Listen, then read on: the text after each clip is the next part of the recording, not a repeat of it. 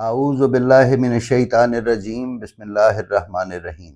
ناظرین و سامعین السلام علیکم۔ امید ہے آپ خیریت سے ہوں گے اور ہمارے ویڈیو سے استفادہ بھی کر رہے ہوں گے۔ ناظرین، امیر المومنین حضرت علی ابن ابی طالب علیہ السلام کے سینکڑوں القاب ہیں جو آپ کے بلند اور منفرد مقام اور فضائل کو بیان کرتے ہیں۔ ان عظیم القاب میں امیر المومنین، یعصوب الدین اور امیر النحل بھی شامل ہیں۔ جب ان القاب کو مفسرین دیکھتے ہیں تو وہ ان کی عمومی تفسیر بیان کرتے ہیں کہ نحل یعنی شہد کی مکھیوں سے مراد مومنین ہیں اور حضرت علی علیہ السلام ان کے امیر اور رہنما ہیں۔ اور مومن کو شہد کی مکھی سے تشبیہ دینے میں کئی پہلو ہیں۔ اول یہ کہ شہد کی مکھی صرف پاکیزہ چیز کھاتی ہے اور پھولوں کا رس حاصل کرتی ہے۔ دوم یہ کہ شہد کی مکھی صرف پاکیزہ چیز پیدا کرتی ہے، وہ ایسا میٹھا اور لذیذ شہد بناتی ہے کہ جس میں اللہ تعالیٰ نے لوگوں کے لیے شفا رکھی ہے۔ اور سوم یہ کہ شہد کی مکھیاں ایک جماعت کی صورت میں باہمی تعاون اور ہم آہنگی کے ساتھ رہتی ہیں اور ایک خاص نظام کے تحت زندگی گزارتی ہیں جس کی انہیں اللہ تعالیٰ رہنمائی عطا فرماتا ہے۔ اسی طرح ایک مومن کی روحانی غذا بھی پاکیزہ ہونی چاہیے۔ وہ اہل بیت کی محبت و ولایت سے روحانی فیض حاصل کرتا ہے اور لوگوں کے لیے صرف پاکیزہ بات اور نیک عمل پیش کرتا ہے۔ اہل بیت علیہ السلام کے پیروکار مومنین کو بھی چاہیے کہ وہ خوشی اور مشکل دونوں حالات میں ایک دوسرے کا ساتھ دیں اور باہم متحد رہیں۔ ناظرین، ایسے پاکیزہ، نیک اور پرہیزگار مومنین کے امیر حضرت علی علیہ السلام ہیں، کیونکہ وہ اولیاء کے سردار اور نیک لوگوں کے امام ہیں۔ اسی لیے بعض روایات میں حضرت علی کو یعصوب الدین یا یعصوب المومنین بھی کہا گیا ہے۔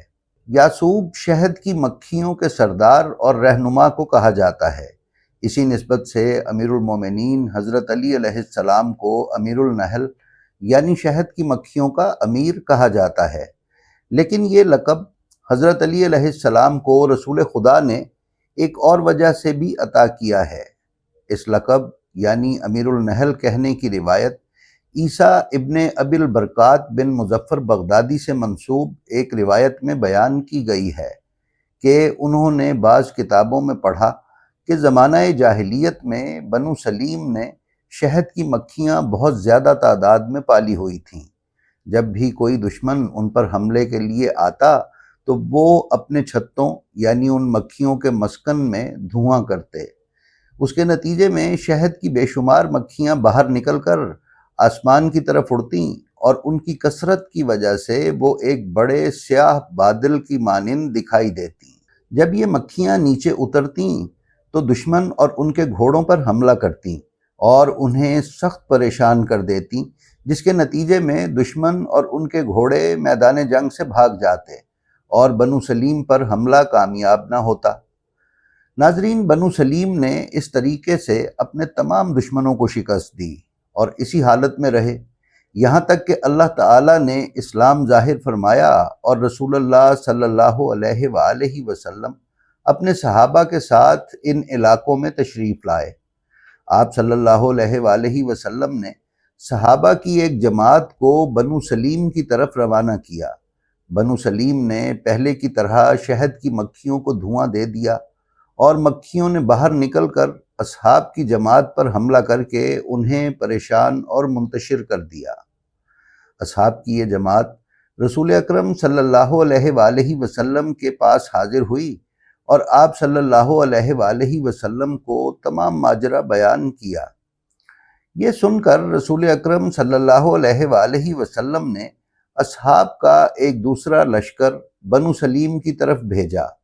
بنو سلیم نے اس مرتبہ بھی یہی کیا اور مسلمانوں کی جماعت کو منتشر کر دیا۔ ان لوگوں نے بھی آ کر رسول اللہ صلی اللہ علیہ وآلہ وسلم کو ساری صورتحال سے آگاہ کیا۔ پھر رسول اکرم صلی اللہ علیہ وآلہ وسلم نے بلند آواز سے فرمایا، یعصوب الدین کہاں ہیں؟ किसी ने जवाब न दिया। फिर आप सल्लल्लाहु अलैहि वआलैहि वसल्लम ने फरमाया, अमीरुल नहल कहाँ हैं? तब भी किसी ने जवाब न दिया। फिर रसूलुल्लाह सल्लल्लाहु अलैहि वआलैहि वसल्लम ने फरमाया, अली इब्ने अबी तालिब कहाँ हैं? जब हज़रत अली इब्ने अबी तालिब अलैहिस्सलाम ने रसूलुल्लाह सल्लल्लाहु अलैहि वआलैहि वसल्लम के ये अल्फाज सुने तो आप रसूलुल्लाह सल्लल्लाहु अलैहि वआलैहि वसल्लम की खिदमत में हाजिर हुए। रसूलुल्लाह ने हज़रत अली को सूरत हाल से आगाह किया और फरमाया कि ए अली, अब तुम जाओ और बनु सलीम पर फतह हासिल करो। नाजरीन, रसूलुल्लाह सल्लल्लाहु अलैहि वआलैहि वसल्लम का ये हुक्म सुनकर हज़रत अली अलैहिस्सलाम अपने साथियों की जमात के साथ बनु सलीम की तरफ रवाना हुए। वहाँ पहुँचे तो बनु सलीम ने फिर शहद की मक्खियों को धुआं दे दिया। शहद की मक्खियाँ अपने छत्तों से निकलीं और एक बड़े स्याह बादल की तरह मुसलमानों की तरफ हमला करने के लिए आईं।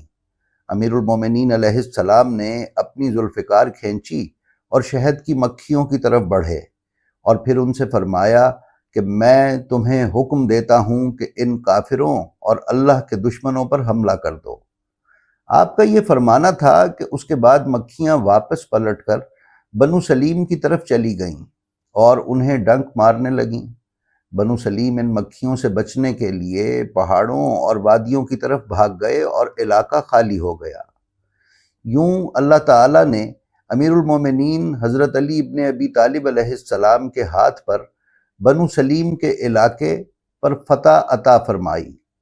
जब फतह मुकम्मल हो गई और कामयाबी हासिल हो गई तो बाद सहाबा ने रसूलुल्लाह से अर्ज़ किया कि या रसूलल्लाह, आपने हज़रत अली इब्ने अबी तालिब अलैहिस्सलाम को यासूब से तशबीह दी और यासूब तो शहद की मक्खी होती है।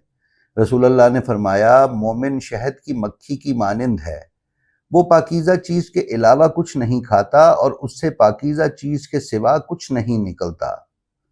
नाजरीन, कहा जाता है कि इस वाक़े के बाद अमीरुल मोमिनीन हज़रत अली इब्ने अबी तालिब अलैहिस्सलाम को यासूबुद्दीन और अमीरुल नहल के अलक़ाब से याद किया जाने लगा।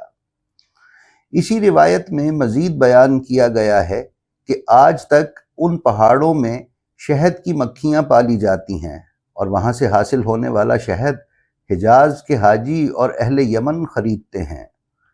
नाजरीन, इसी तरह का एक और वाक़या अल्लामा मजलिसी ने अपनी किताब बिहारुल अनवार में भी नकल किया है। वो फरमाते हैं कि अहादीस के मुताबिक सबसे पहले वो शख्स जिसने अमीरुल मोमिनीन अली अलैहिस्सलाम को इस लक़ब से पुकारा वो रसूल खुदा थे। जब अली अलैहिस्सलाम ने शहद की मक्खियों के ज़रिए एक किले को फ़तह किया तो रसूल खुदा ने हज़रत अली को उस लक़ब से नवाजा। उसकी मुख्तसर तफसील ये है कि शहद की मक्खियों के शदीद हमले की वजह से नबी सल्लल्लाहु अलैहि वसल्लम की फ़ौज कई बार उस किले को फ़तह करने में नाकाम रही, जिसे उसके बाशिंदे हथियार के तौर पर इस्तेमाल कर रहे थे। फिर रसूलुल्लाह सल्लल्लाहु अलैहि वसल्लम ने एक मौके पर उस किले का मामला तय करने के लिए हज़रत अली अलैहिस्सलाम को भेजने का फ़ैसला किया। इसके बाद मजलिसी वही रिवायत बयान करते हैं जो हम आपसे बयान कर चुके हैं। ताहम मजलिसी ने इस किले को बनी तुगलब का किला बताया है और ये बयान किया है कि यही किला फ़तह करने के बाद रसूल अकरम सल्लल्लाहु अलैहि वसल्लम ने हज़रत अली को अमीरुल नहल का खिताब अता फरमाया था। नाज़रीन मुअज़्ज़म, हज़रत अली अलैहिस्सलाम की इसी तरह की हैरतनाक जंगों की तादाद काफ़ी ज़्यादा है। प्रोफेसर मजहर अब्बास चौधरी ने अपनी किताब हज़रत अली की जंगें में सफ़हा 306 पर शेख मुफीद और तबरसी वग़ैरह से रिवायत की है कि जब रसूल अकरम सल्लल्लाहु अलैहि वसल्लम ग़ज़वा बनी मुस्तलक के लिए तशरीफ़ ले गए तो एक खौफनाक वादी में क़याम फरमाया। जब रात का आखिरी पहर हुआ तो जिब्राईल अलैहिस्सलाम नाजिल हुए और बयान किया कि इस वादी में काफिर जिन्नात का एक गिरोह छुपा हुआ है और आप सल्लल्लाहु अलैहि वसल्लम के असहाब के साथ शर्र व फसाद का इरादा रखता है। हज़रत ने अमीरुल मोमिनीन अलैहिस्सलाम को हुक्म दिया کہ اس وادی میں جا کر خدا کے دشمن جنات کو دفع کریں۔ پھر 100 افراد کو جناب امیر کے ساتھ بھیجا اور ان سے فرمایا کہ علی کے ساتھ رہو اور جو وہ حکم دیں ان کی اطاعت کرنا۔ غرض جب امیر المومنین علیہ السلام روانہ ہوئے اور اس وادی کے نزدیک پہنچے تو ان 100 آدمیوں سے فرمایا کہ تم یہیں ٹھہرو، جب تک میں نہ کہوں یہاں سے حرکت نہ کرنا۔ پھر خود تنہا اس وادی کی طرف چلے اور اس کے کنارے پر پہنچ کر خدا سے پناہ طلب کی اور اللہ کے اسماء اعظم زبان پر جاری کیے۔ پھر اپنے ساتھیوں کو اشارے سے بلایا اور ایک تیر کی مسافت، یعنی جب تیر چلایا جائے اور وہ جہاں جا کر گرے وہ ایک تیر کی مسافت کہلاتا ہے، پھر ایک تیر کی مسافت پر اشارے سے کھڑا ہونے کے لیے فرمایا اور خود وادی میں داخل ہو گئے۔ اچانک ایک آندھی آئی جس سے قریب تھا کہ خوف کے سبب وہ سب اشخاص منہ کے بل گر پڑے، ان کے قدم لرز رہے تھے۔ امیر المومنین علیہ السلام نے نعرہ بلند کیا کہ میں علی ابن ابی طالب ہوں، رسول خدا صلی اللہ علیہ وآلہ وسلم کا وصی اور ان کا چچا زاد بھائی ہوں۔ اگر چاہتے ہو کہ خدا کی قدرت کا مشاہدہ کرو تو مقابلے کے لیے کھڑے ہو جاؤ۔ یہ سنتے ہی ایک سیاہ فام گروہ ظاہر ہوا جو زنگیوں کی مانند تھا، ان کے ہاتھوں میں آگ کے شعلے تھے۔ تمام وادی ان سے بھر گئی۔ حضرت نے ان کی کوئی پرواہ نہ کی۔ آپ آیات قرآنی تلاوت فرما رہے تھے اور اپنی تلوار دائیں اور بائیں چلا رہے تھے۔ آخر کار وہ سیاہ گروہ کالے دھوئیں کی مانند زائل ہونے لگا۔ پھر حضرت نے تکبیر کہی اور وادی سے اوپر آئے اور اپنے ساتھیوں کے پاس آ کر کھڑے ہو گئے۔ اب لوگوں نے کہا، یا علی آپ نے کیا کیا؟ خوف کی وجہ سے نزدیک تھا کہ ہم ہلاک ہو جاتے۔ حضرت نے فرمایا کہ خدا کے بزرگ ناموں کے ذریعے میں نے انہیں شکست دی۔ ان سب نے بھاگ کر حضرت کے پاس پناہ لی ہے۔ اگر وہ کھڑے رہتے تو میں سب کو ہلاک کر دیتا۔ جب آپ وہاں سے واپس آئے تو حضرت صلی اللہ علیہ وآلہ وسلم نے فرمایا، یا علی تمہاری شمشیر سے جو جنات بچ گئے تھے وہ میرے پاس آئے اور تمہاری تلوار کے خوف سے مسلمان ہو گئے۔ ناظرین، یہ روایت آپ علامہ مجلسی کی حیات القلوب میں بھی ملاحظہ فرما سکتے ہیں۔ جی تو ناظرین، یہ تھی ہماری آج کی ویڈیو۔ ہمیں امید ہے یہ آپ کو پسند آئی ہوگی۔ اگر آپ ہمارے چینل بلینڈ آف ہسٹری پر نئے ہیں تو ہم آپ سے گزارش کرتے ہیں کہ برائے مہربانی اسے سبسکرائب کر لیں اور اس کے بیل آئیکن پر کلک کر کے آل نوٹیفیکیشنز کی سیٹنگ کا انتخاب کر لیں، اور ہماری جو ویڈیو آپ کو پسند آئے اس کا لنک اپنے حلقہ احباب میں شیئر کر کے علوم محمد و آل محمد علیہ السلام کی ترویج و اشاعت میں ہمارے حصے دار بنیں۔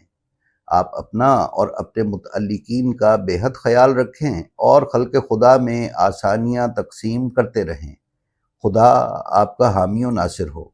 السلام علیکم۔